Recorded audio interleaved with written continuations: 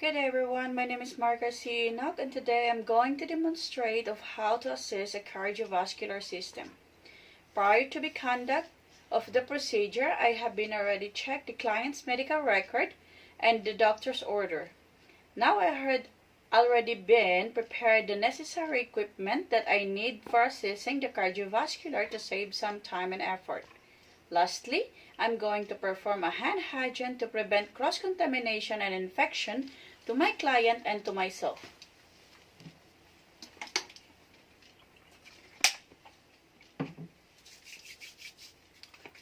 Good day, sir. My name is Margarita, your student nurse for today, and today I'm going to assess your cardiovascular system. May I know your name and your date of birth, sir? Steve, 1993. How may I address you, sir? Steve. Okay, but before I'm going to start, allow me to tell you about the procedure during the assessment. Okay, sir? Okay. Today, I will be assessing your cardiovascular system. During an assessment, I will ask you some position, like turning your head from left to the right, and also sit or lay down. I will ask you some question about your medical history. Is that okay with you, sir? Yes. Okay, sir, do you have any question or any clarification before I'm going to start? No. Are you comfortable of your position right now, sir? Oh, yes. Okay, sir, it is okay to you that I'm going to close the door for your own privacy, and also you're not going to be distracted during the procedure. Okay.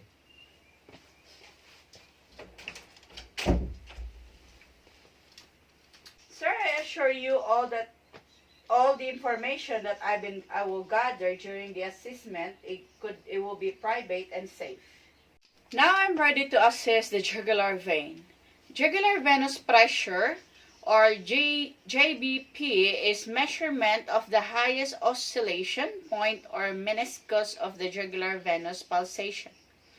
This measurement reflects pressure in the right atrium that in central venous pressure. The JVP also provides valuable information about the patient volume, status, and cardiac function.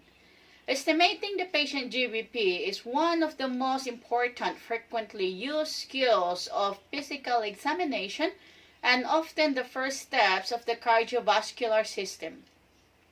The GBP best assessed from the pulsation in the right internal jugular vein. Now I'm going to put the pillow of my patient from head to shoulder to have a right position to check the jugular vein.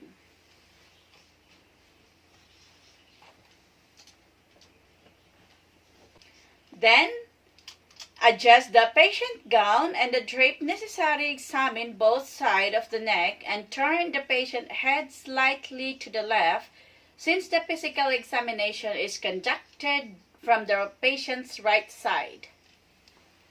Go.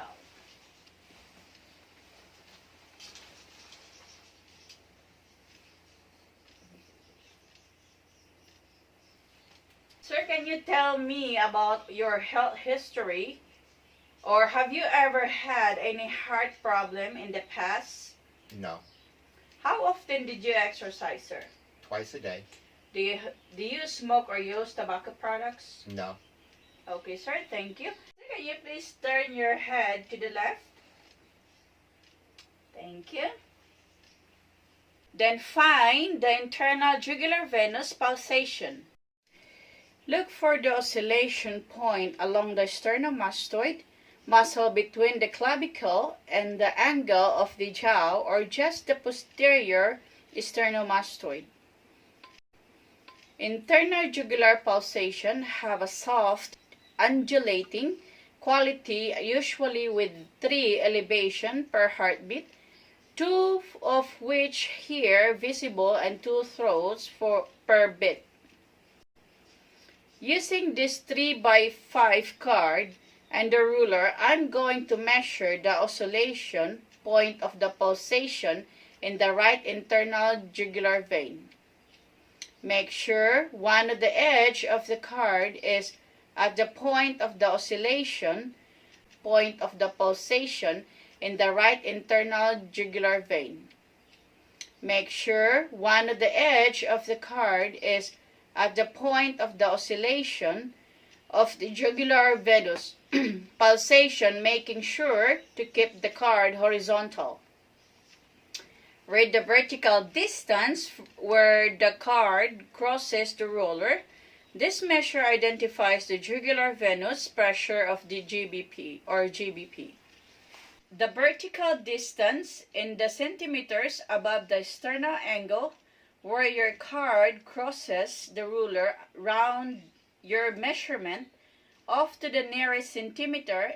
In this patient, the GBP is about 2 centimeters above the sternal angle. Venous pressure is elevated above normal when it measures or greater than 3 to 4 centimeters above the sternal angle, with the bed elevated to the 30 degrees or more than 7 to 8 centimeters in total distance above the right atrium.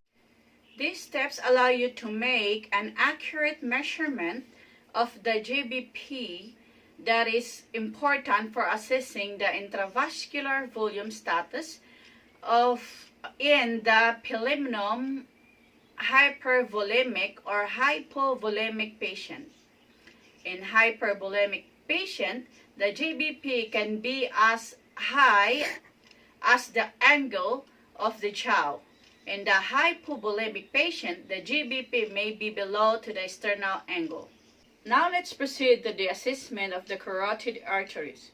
First, what we're going to do is we're going to auscultate the carotid artery, and what we're listening for is the breviaries, and this is where you have a turbulence of blood flow, and it will sounds like a blowing or swishing sounds, and this indicate of the atherosclerosis narrowing.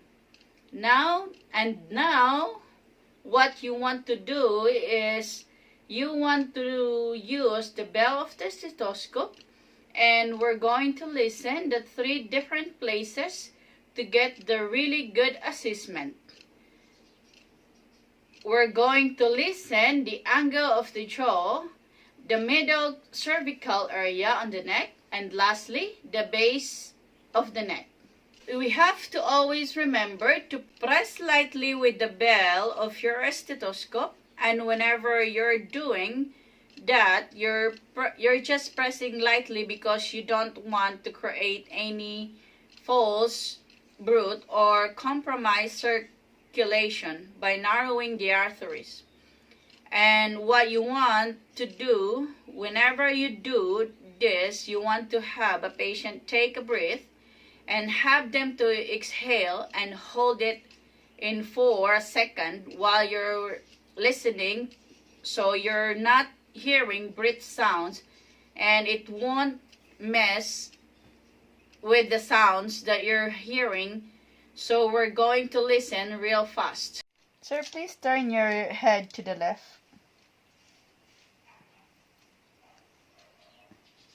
And right now, I'm listening the angle of the jaw. Sir, can you please take a deep breath and exhale? Okay, again.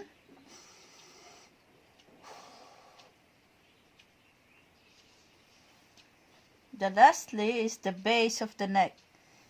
Again.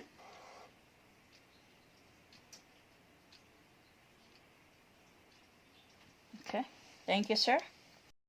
Please turn your head to the left. Okay, now let's palpate the carotid artery. Now whenever you're doing this, you want to again compare side like how you are whenever you're listening, but what you're going to do is you're going to palpate lightly. And what you want to use is your index and your middle finger.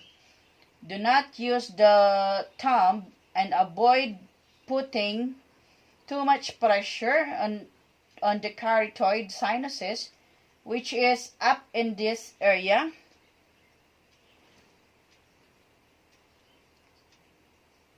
because this has sensitive baroreceptors, and especially in the older patient. Your elder patient, you cause an vagal stimulation, which will slow the heart rate, so do not do that. Generally, good to palpitate in the lower half of the neck to avoid that carotid sinuses area. And what you want to do is you want to locate the trachea and the sternocleidomastoid muscle, and is that middle of the groove is where you will find the carotid artery, which is in about right here. And what you're actually feeling for is the amplitude and the contour. You want it to feel smooth and rapid, a rapid upstroke and a slower downstroke, and you want to grade it. And the normal grading is 2+ if it's really hard, and the bounding will be 3 or 4, and if it's you can barely feel it, it's diminished. So it's about right here, and I will go in this carotid area and the base of the neck. Next is we're going to assess the vessel in the neck, and we're particularly paying attention to those jugular vein. And we're looking for the increased central venous pressure. What we're going to do is have the patient lay back on the supine, which is he already did, with 45-degree angle, and sometimes it's helped to get an extra light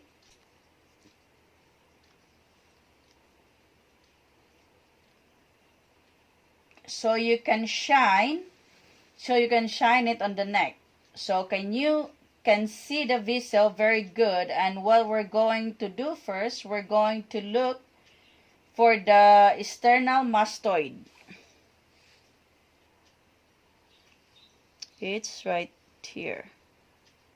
We're looking for the external jugular, which is about right here, which overlays in the muscle, and normally you will see it that it's slightly flat. It's supposed to be, it just looks like this. It's not bumpy. Thank you. Now I'm going to proceed the inspection and palpation.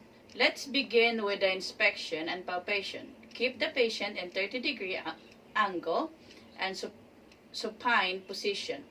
First, inspect the anterior chest for any heads. Observe it carefully. Inspection may also reveal the location of the applicable impulse. When visible, the apical impulse is normal, since the left PIF interface of the medial to mid-clavicular line. In the examination, you will palpate to more clearly identify the apical impulse. Following inspection, proceed with general palpation of the chest wall. Okay, sir, now I'm going to inspect and palpate your chest. First, I'm going to look for the hives.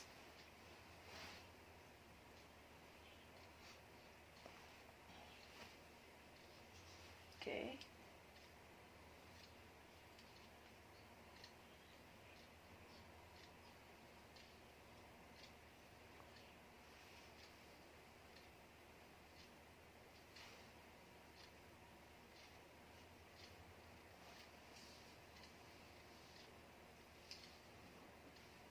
And can you turn yourself to the left, sir? Just slightly left.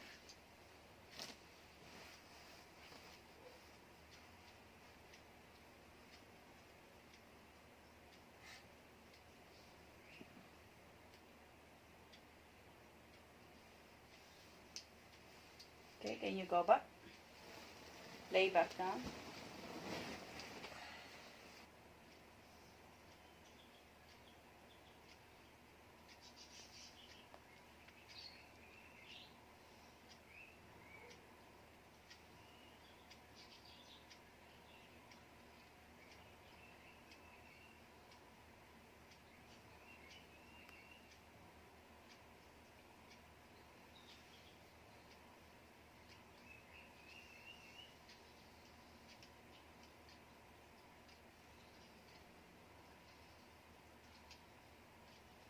Sir, can you take a deep breath and then exhale and hold it for me for a second?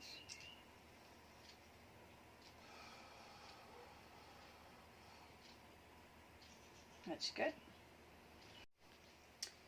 The aortic valve that is on the right external border at the second intercostal space. So I assume that this is the first rib just posterior to the clavicle. I will take this as the first internal costal space, and the second internal costal space is about right here. I'm going to over until I'm just at the sternal border with the right here, and then I'm going to listen directly across at the second external border space on the left. This is the pulmonic valve. As we go down, that is the second intercostal space, and the third intercostal space, and the fourth intercostal space. And fourth intercostal space on the left sternum is where we find, it's about right here, where we find the sternum is the tricuspid valve. And finally, in the mid-clavicular line, so half cross of the clavicle coming from down to the fifth intercostal space, which is about right here. And I will listen to the mitral valve or tract listening post.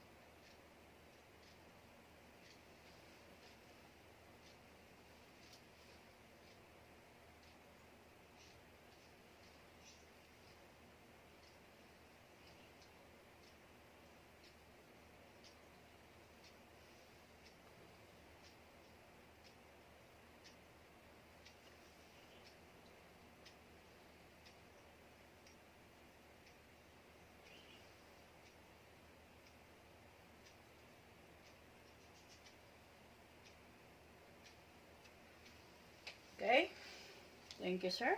I'm going to palpate your clavicle and do the same on the other side. And I'm going down to your tricep and your bicep.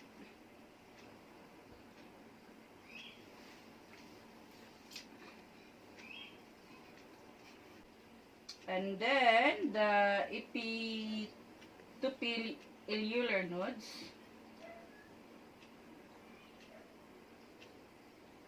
And the brachial pulse. The lateral medial epicondyle.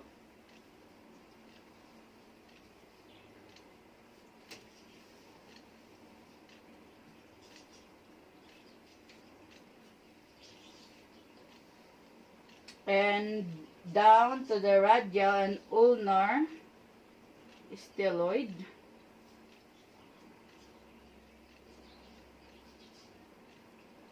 Hold the fingers.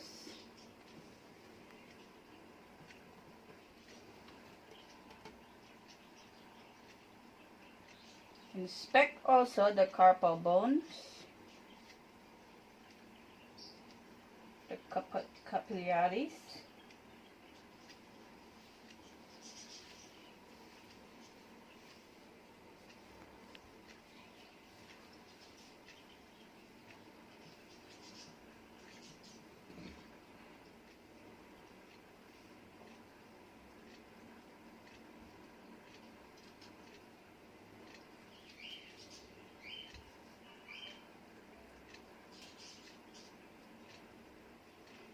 Okay, sir. Okay, sir, everything appears to be healthy and normal. So now we're going to take a look at the range of motion of your upper extremities. Okay. Okay, sir, can you follow whatever I'm doing? Okay. Can you put your hand like this?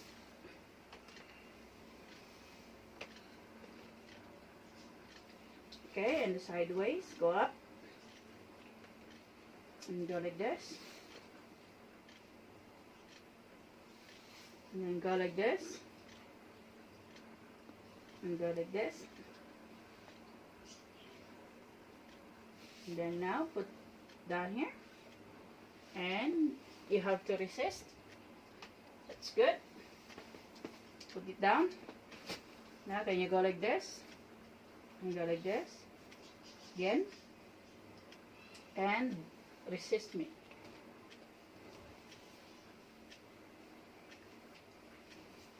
That's good. You go like this and put it up high. And can you go like this again? And go like this. And go like this. Can you go back right here? And resist me. That's good. Can you put it down? And can you resist me? That's good. Can you open all your finger and don't allow me to close it? That's good. Can you hold my hand and can you squeeze as fast, as strong as you can? Okay, thank you. Thank you, sir. That's it. Sir Steve, we're done examining your upper extremities. Now we're going to proceed your lower extremities. So can you lay down for me, please? So I could, and I'm going to check your skin lesion.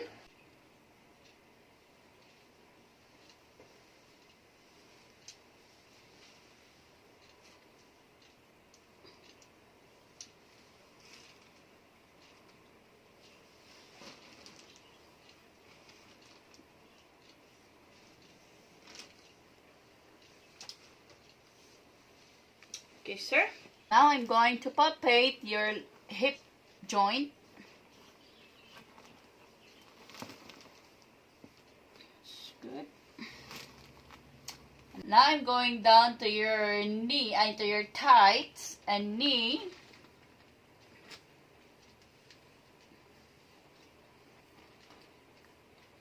For forceful check-in, pulse right here.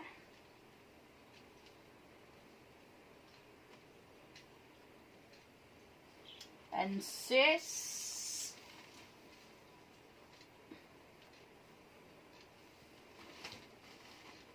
Okay.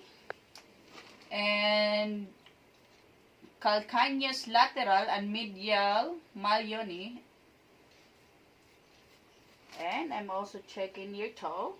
Can I have your foot, sir?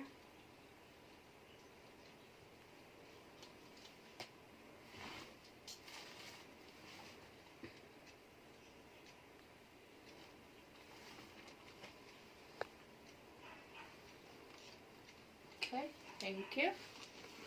Now let's look at the range of motion of your legs. Let's have you lift your leg off all the way up and back down. Okay, sir, that's good. Now can you do it on the other side? That's good. Now I'm going to fold your knee or your legs close to your knee. That's good. Can you do like this? That's good. Do like this. That's good. And then we'll do the same on the other side. That's good. Good. Then, good. Can you do the same? That's good. So, sir, I'm going to continue of assessing your lower extremities. So, I'm going to go ahead and test your strength and resistance of your lower extremities. Okay, sir? Yes. Okay, I want you to resist on me. And do the same with the other side. That's good. And I want you to lift your leg off the table and push down toward me. Okay, and do the same on the other side. Okay. And can you resist? I want you to put your toe up, and I want you to resist on me, and do the same on the other side. Okay, sir. Okay, sir. Can you extend your foot in back towards you, and I'm going to range the motion, and try and resist on me. That's good. And can you put your toe back up high? And can you put it down? Okay. And can you bring your soles together? It's good. And can you lift your big toe for me, sir? And the other one. That's good.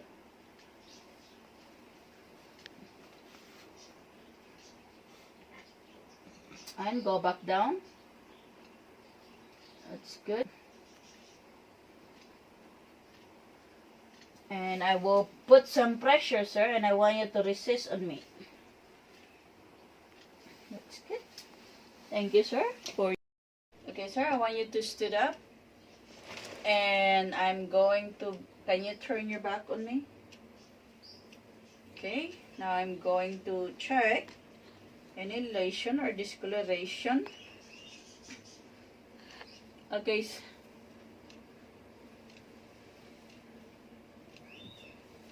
Okay.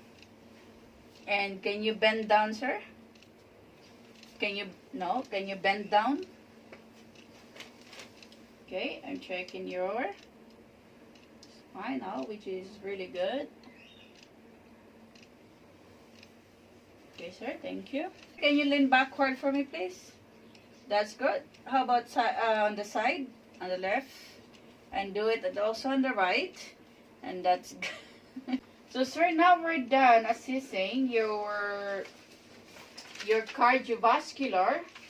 And we're also done with we've done your assessment, your jugular veins, your carotid arteries.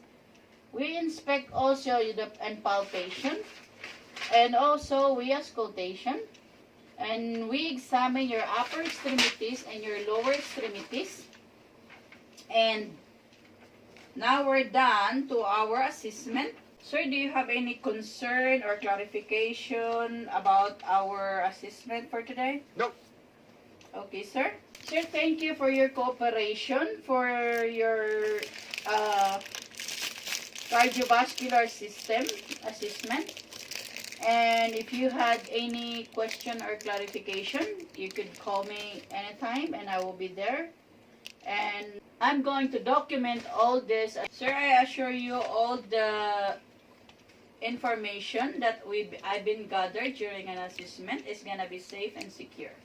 Again, sir, thank you and have a good day. Thank you. Goodbye.